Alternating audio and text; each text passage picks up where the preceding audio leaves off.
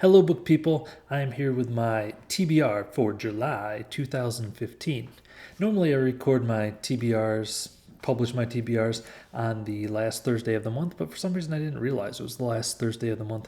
So it's this month. I'm doing it the last Monday of the month. I hope you didn't lose too much sleep just worrying about why I didn't have my TBR up. But if you did, rest assured, I'm okay. It's here now. So, a lot of comics this month. First of all, let's do those. The first one I'm really excited about. If if you've been following my channel, you know I love kind of weird, kind of interesting, kind of different comics.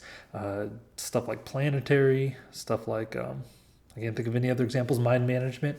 I love the kind of little bit weird comics. This one is one I'm very excited about. It is Dial H, and it is written by China Mieville. I did not realize he was writing a comic book for DC until I saw this hardcover solicited, and I was like, "What?"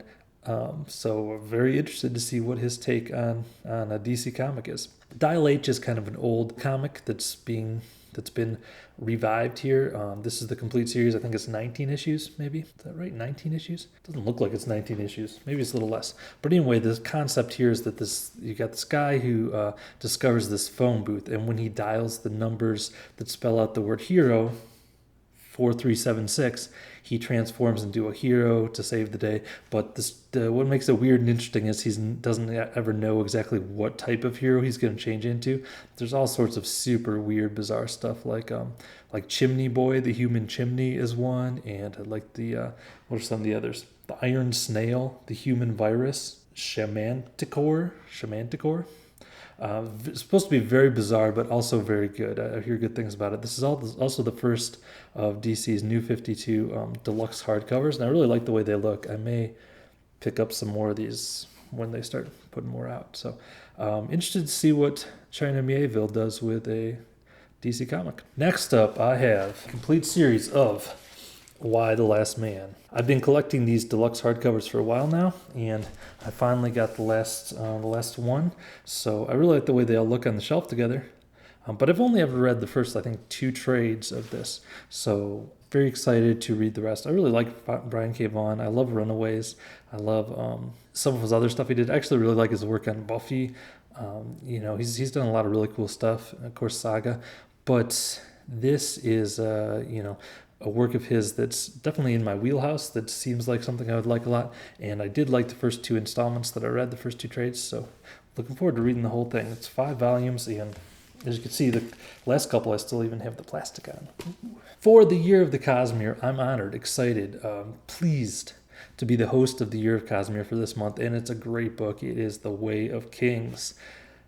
Don't be intimidated. I know it's a big, long book, but we're going to get through it. I just read it in January, but I may not reread the whole thing, but I think I'm going to reread spots here and there and at least reread. There's one storyline I want to reread because I'm going to do a song about it. Way of Kings. Join us on Twitter, hashtag Year of Kazmir. Join us on Goodreads, wherever you want to read along. I would love for you to join in with The Way of Kings. It's going to be a lot of fun, and I have some fun videos and interactions planned for that, so please join us. Next, I have American Elsewhere by Robert Jackson Bennett. This is the author of City of Stairs, which I loved, read earlier this year. This was his novel before that, and it's a contemporary kind of supernatural.